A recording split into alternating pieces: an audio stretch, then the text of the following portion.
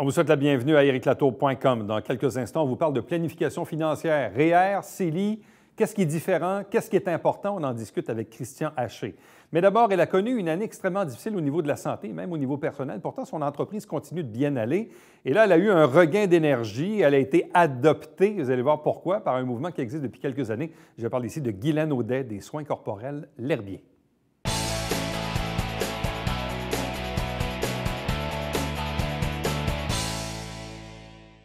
Toujours intéressant de voir le cheminement de nos entrepreneurs ici dans la région qui continuent, qui persistent, qui poursuivent l'aventure et qui, dans certains cas, vont s'inscrire soit à des concours, des événements, des partenariats, etc.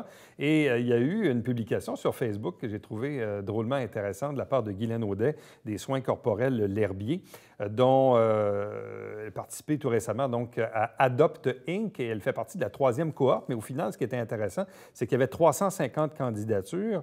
Et dans le fond, ce que j'ai compris, c'est qu'elle fait partie des 25 candidatures sur 350. Donc, quand on passe au travers ce genre de truc-là, c'est donc qu'on doit faire quelque chose d'intéressant ou d'extraordinaire. Et ça nous donne parfois aussi un deuxième souffle pour continuer l'aventure. Elle est avec nous. Bonsoir, bienvenue, félicitations. Bien, merci beaucoup, Éric. Bon, premièrement, pour que les gens comprennent, qu'est-ce que c'est Adopt Inc.? Adopt, ça le dit bien, hein? Il y a des adopteurs puis il y a des adoptés. Donc, c'est un projet à la base qui a été fondé par Anne Marcotte. Il y a aussi Nicolas Duvernois. Oui, ça c'est le monsieur de Pur Vodka. Pur Vodka. Oui, ouais. Puis on a aussi monsieur de... Philippe de Gaspé-Beaubien. Exactement. Une famille qui est impliquée dans les médias, télémédias dans les années 80. Puis l'idée, c'est d'aider les entrepreneurs, soit émergents, aussi les entrepreneurs qui sont déjà aussi en affaires, comme moi, avec plusieurs options, dont des adopteurs, des adoptés. Donc, il y a des entrepreneurs qui sont adoptés par des gens, des entrepreneurs du Québec influents, qui ont beaucoup, beaucoup de bagages, d'expérience. Sur les 25, bon, il peut y en avoir comme... Cette fois-ci, je pense qu'on a 9 adopteurs et il va y avoir 9 adoptés. Et le reste des 25 ont quand même... C'est un beau projet. Il y a des formations. Il va y avoir un bootcamp à l'École d'entrepreneurship de Beauce. Il va y avoir du coaching. Donc, des frais chez Desjardins là, gratuits au niveau des frais mensuels banquiers. Au niveau, c'est un beau programme. Puis, tu parlais de second souffle. Effectivement, ça donne encore là une belle tape dans le dos. Ça nous permet de continuer ou de bien démarrer. Bon, est-ce que tu connaissais le programme? Quelqu'un t'en a parlé? Tu vois, les réseaux sociaux, c'est quelque chose que je regarde régulièrement. Puis, oui, je connaissais parce que je suivais quand même Nicolas sur sa page Facebook, puis Anne Marcotte aussi, que j'ai déjà côtoyé auparavant. Donc, je connaissais le programme. Puis cette année, j'en avais particulièrement besoin. OK. Mais à quel moment tu as décidé de... Parce que quand on s'inscrit à ce genre d'affaires-là, est-ce qu'on se dit, bon, est-ce que je mise des énergies pour rien? Est-ce que ça va donner quelque chose? Si ça donne quelque chose, ça va-tu vraiment m'aider? Bref, c'est quoi le questionnement qu'on a quand on décide de s'inscrire ou de ne pas s'inscrire? Bien, c'est un peu comme des concours de chant ou... c'est quoi l'idée derrière ça?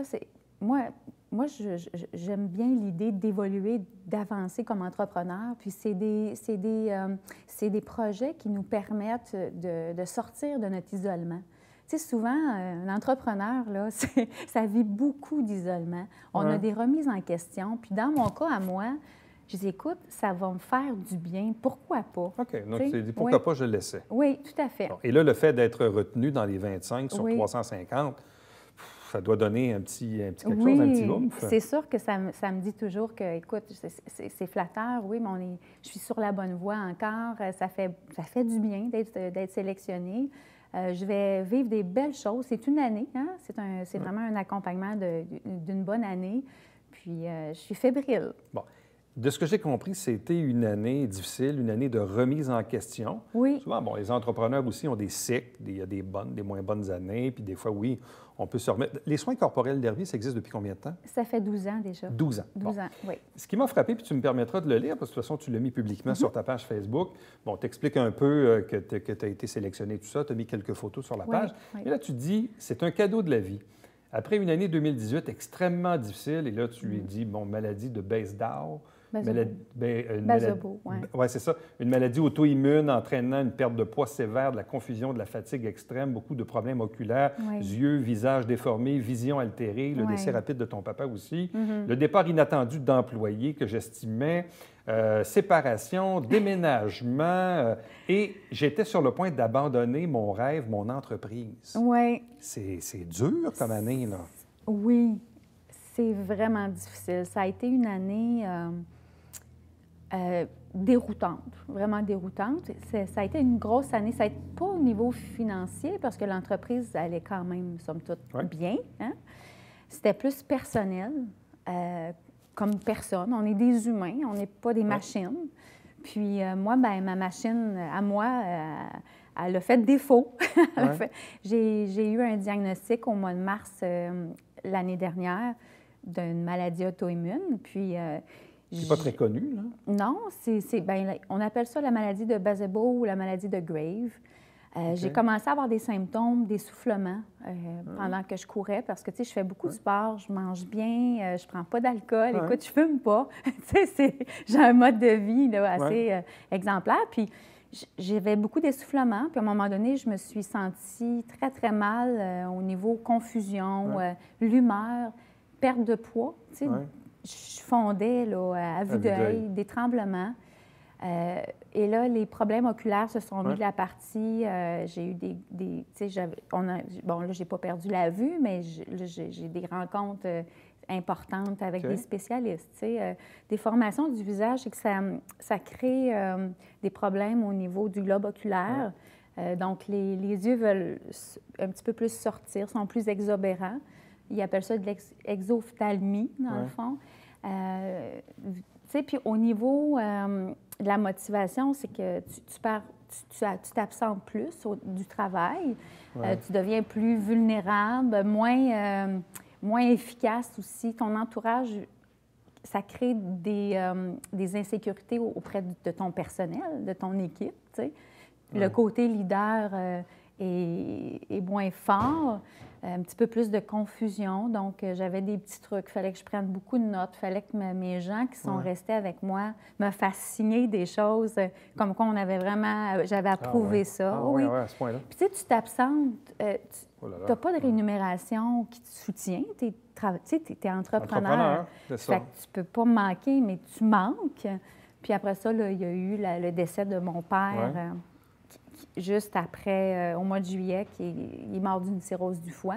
Donc, il a fallu que je m'abstente. Je l'ai accompagné durant sa maladie. Tu sais, ça a été 3 semaines, dans le fond. Je l'ai su, puis il est décédé en 3 semaines. Donc, je l'ai accompagné vers la mort pour, après, avoir un deuil normal de peut-être 2-3 semaines, là, tu sais.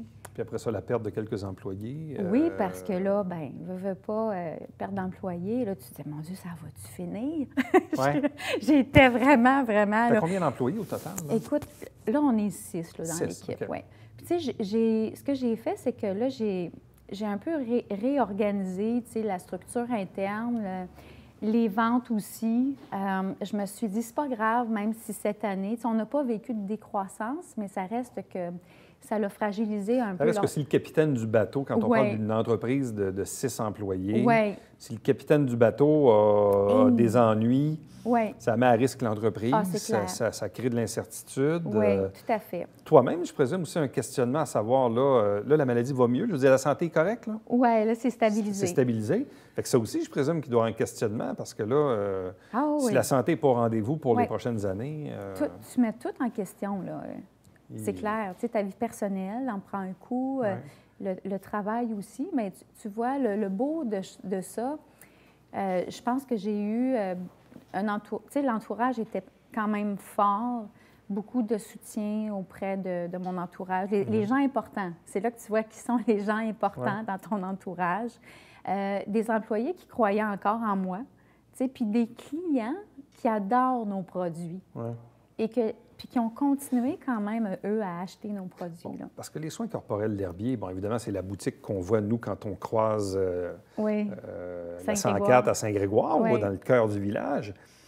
Mais c'est aussi c'est des produits qui sont disponibles ailleurs, c'est des détaillants, c'est des produits qui sont quoi dans les spas. Bref, c'est beaucoup plus que la boutique à Saint-Grégoire. C'est clair. Parce que tu vois, le 2/3 de mes ventes se font à l'extérieur de Saint-Grégoire.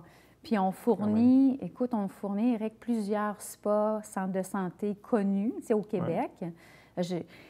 Et on a développé en Ontario, j'ai encore une commande cette semaine d'un nouveau distributeur de l'Alberta, qui est en Alberta.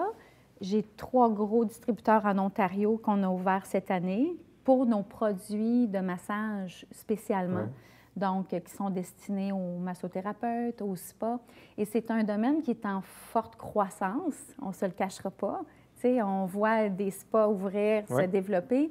Donc, nous, on fournit ces gens-là, ces institutions-là. Donc, c'est un marché qui est en croissance. Les ventes sont en croissance aussi. C'est super positif pour nous, là. Donc, là... Donc, il y a une bonne vitesse de croisière. Il y a encore de l'espace de développement. Oui. Là arrive cette tape dans le dos qui est dans le programme Adopt Inc. pour une année. Oui. Fait que ça ne peut pas toujours mal aller. Ah, c'est clair. C'est ça, c'est ça qu'il faut retenir.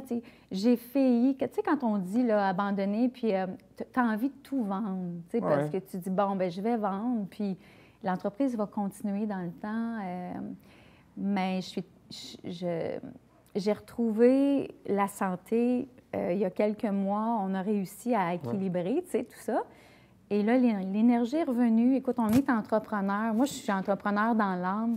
J'adore mon travail. Je souhaite que cette entreprise-là continue à se développer au niveau des ventes. Tu sais, quand on parle de l'Ontario, l'Ouest canadien, j'ai retrouvé ça, tu vois, avec la santé, bien sûr, mais il ne faut pas oublier, tu sais, c'est pas réglé, là, les yeux, c'est pas réglé. Il va falloir que je m'absente encore pour une intervention, là. Mais au-delà de ça, moi, je vois le programme au bon moment. C'est arrivé au bon moment. Je vais aller aussi, il y a un bootcamp, tu sais, à l'École d'entrepreneurship de Beauce. Ça faisait longtemps que je me disais, j'aimerais aller suivre le programme Élite, là. C'était là. J'avais lu mon livre, là, puis d'entrepreneuriat. Ils ont fait un livre, puis c'était pas moi. Le président de l'école était d'ailleurs à Saint-Jean il n'y a pas longtemps pour une conférence devant la Chambre de commerce. Magnifique conférence, vraiment. Pour les entrepreneurs, là, Donc, c'est comme une bouffée d'air. Oui, une bouffée d'air frais. Puis, tu vois, l'année qu'on va passer ensemble avec Adopt va m'aider énormément. Puis, c'est arrivé au bon moment. Guylaine Audet, merci beaucoup. Merci. Félicitations encore une fois. Puis surtout, bonne chance et bonne santé. Oui, merci beaucoup de l'invitation. Restez avec nous au retour. On vous parle finances.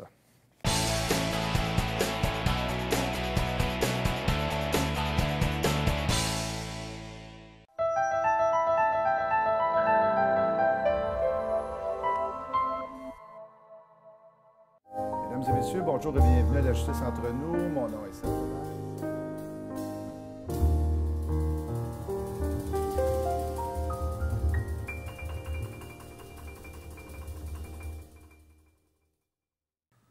Salut, ici Alexandre Baudouin. Et François Trépanier. François, cette semaine à Sport Express, on parle football. Concentration football de Saint-Jean, enfin, avec le coordonnateur Francis Lapointe. Et moi, tout ce que j'ai à dire, c'est go Rams. Go Pats, go.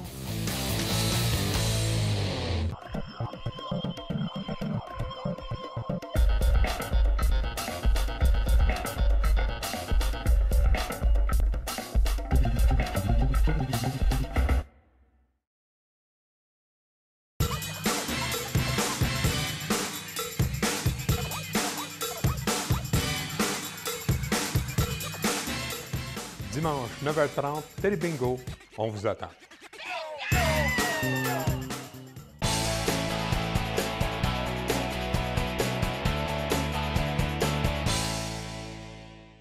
Parlons un peu de planification financière, parlons de REER, de CELI.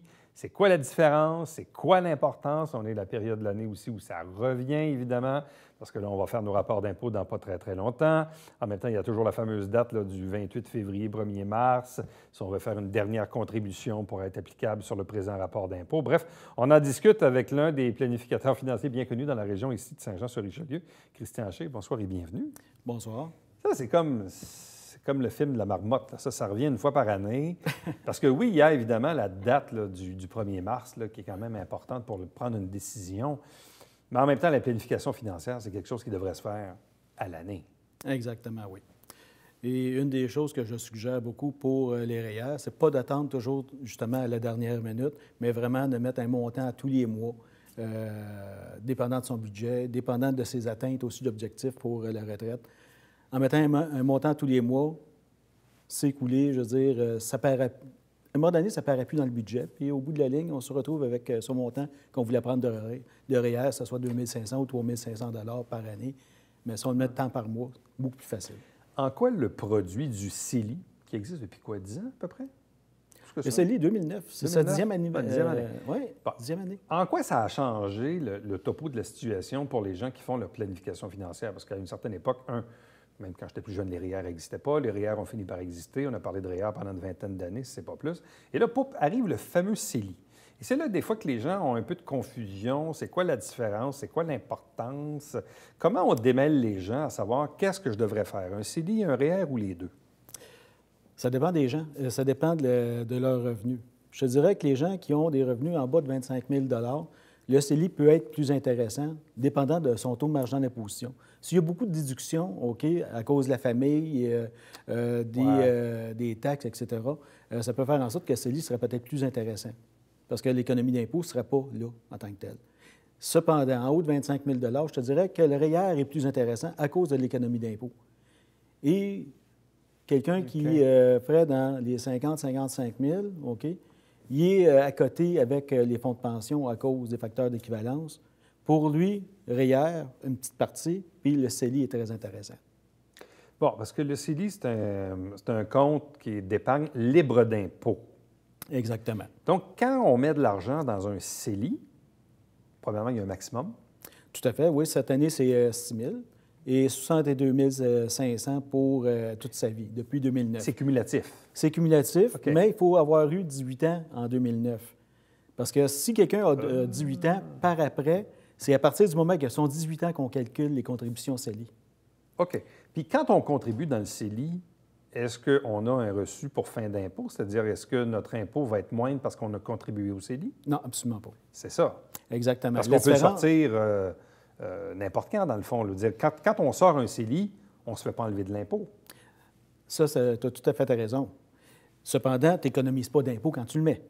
Évidemment. Le REER, tu mets 1 000 OK, mettons que ton taux marginal d'imposition est à 37 Ce 1 000 $-là va te donner 371 $ de retour d'impôt ou d'impôt de moins payé.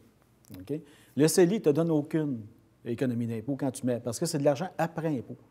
Donc, tu prends quelqu'un qui gagne 45 000, paye ses impôts, mais après ses impôts, là, il peut, son CELI, il fait sa contribution au CELI à partir de ce moment-là. OK, mais à quoi le CELI devient-il avantageux si on n'enlève pas, si ça ne nous fait pas payer moins d'impôts? C'est que l'économie est sur les impôts sur les intérêts et les dividendes. Et voilà. OK. C'est ça. Le capital et intérêt n'est pas imposable quand tu le ressors. Tandis que le REER, tu économises l'impôt, mais quand tu le ressors, tu repayes de l'impôt, capital Évidemment. et intérêt. C'est de l'impôt différé. Tout à fait. Cependant, quand tu tombes à la retraite, habituellement, ton taux d'imposition est moins élevé. Donc, c'est ça que l'avantage du REER. Puis, d'accumuler des intérêts à l'abri de l'impôt pendant 20 ans, c'est assez intéressant aussi, comme effet fiscal. Fait que c'est pas blanc, c'est pas noir, là. Non, du tout. Donc, ça dépend des revenus, ça dépend si on a beaucoup de déductions ou non, tout dépendamment du modèle familial qu'on a, enfant, pas d'enfant, ou etc. là. Exactement. Il y a les couples de Laferrière que Yves Chartrand, je suis des cours avec Yves Chartrand tous les années, et les couples de Laferrière donnent justement l'impact fiscal, autant avec la taxation, autant avec les crédits d'impôt. Il tient compte de vraiment tout le côté familial en ligne de compte. Donc, à partir de ce moment-là, on peut déterminer si le REER est plus intéressant que le CELI ou le contraire. Combien d'argent les gens devraient-ils épargner par année en prévision de le vieux jour? Parce que là, les gens vont dire « Ouais, mais j'ai quand même le RRQ à 60 ou 65 ans, je vais avoir ma pension de vieillesse du fédéral, j'ai peut-être aussi, au travers de ça, des assurances-vie que je vais racheter. Au travers de ça, j'ai peut-être travaillé durant 40 ans pour quelques entreprises pour qui j'ai contribué à des fonds de pension. Bref, les topos peuvent beaucoup différer. Donc, je reviens à la question, combien on doit épargner par année? Je te dirais que le barème est 70 de son salaire. OK? C'est-à-dire qu'on regarde à atteindre, avec les revenus, 70 de son salaire, incluant les RQ, etc. Moi, je vais un petit peu plus loin que ça. Je regarde les revenus nets des gens. Qu'est-ce qu'ils dépensent? Est-ce que leur maison est finie de payer? Est-ce que l'automobile est finie de payer? Est-ce qu'ils vont en acheter un autre en dedans de 4 ans?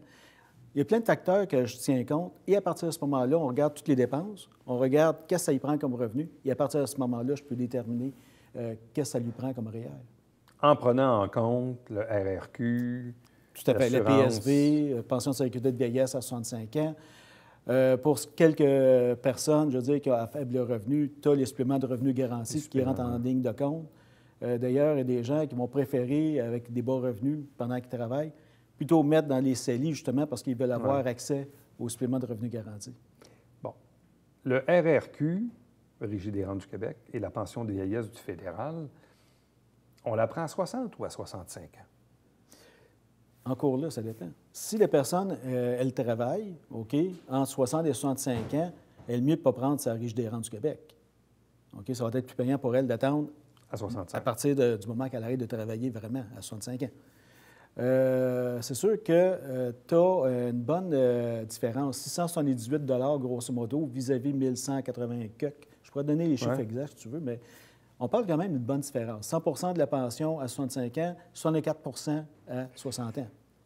Donc, tu sais, il faut faire vraiment les calculs comme il faut. Oui.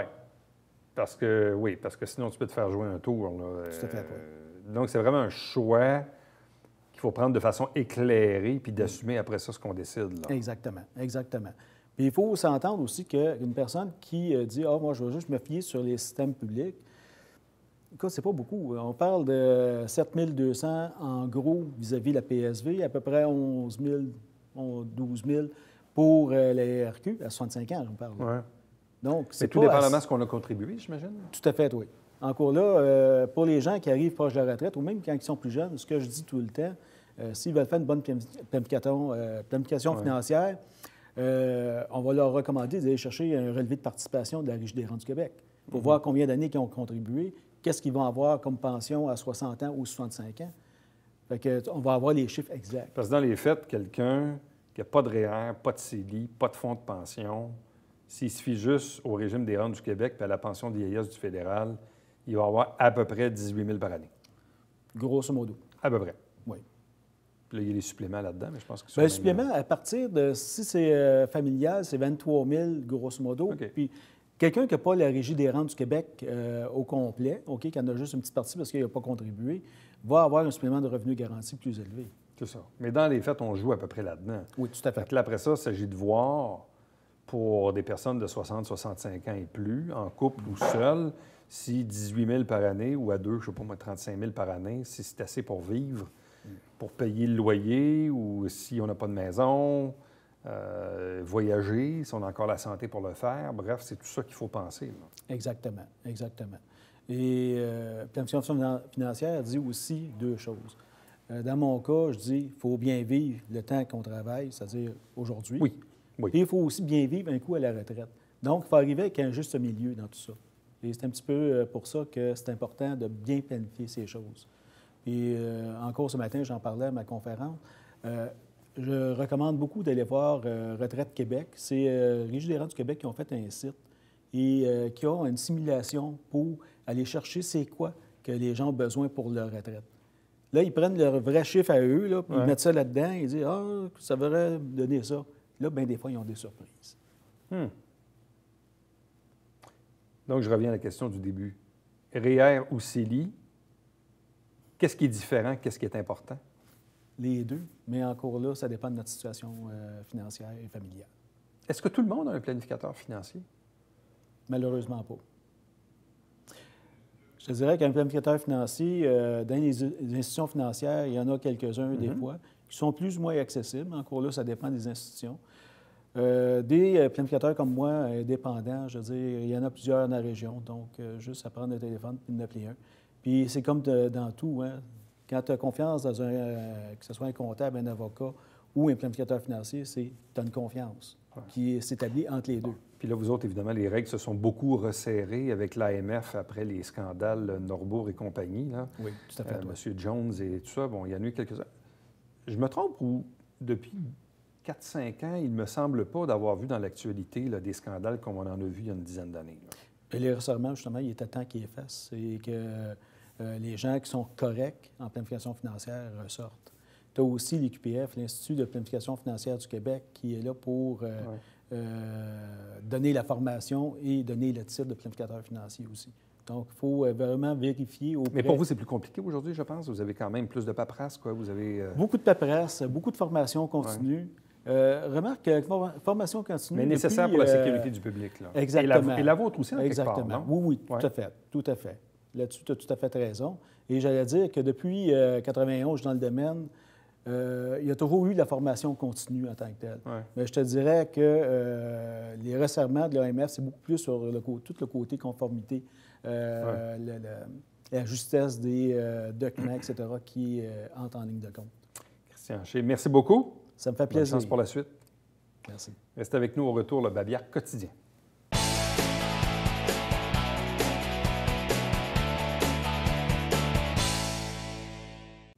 Petit rappel, c'est la 25e édition cette année du Festival de la Saint-Valentin, du 7 au 14 février, jour de la Saint-Valentin, bien sûr. Il y a différentes activités, il y a des spectacles. Bref, allez faire un tour sur la plateforme, sur le site Internet. Chaque semaine, on vous présente un résumé des travaux du Conseil de ville via l'émission Saint-Jean-sur-Richelieu et l'émission se retrouve également sur notre site Web. Chaque dimanche matin, 9h30 en direct, c'est le Télébingo, 4 000 $ en prix, 30 dépositaires pour acheter vos livrets. Et nous, notre prochain rendez-vous pour ericlatour.com, c'est bien sûr demain. Bye-bye.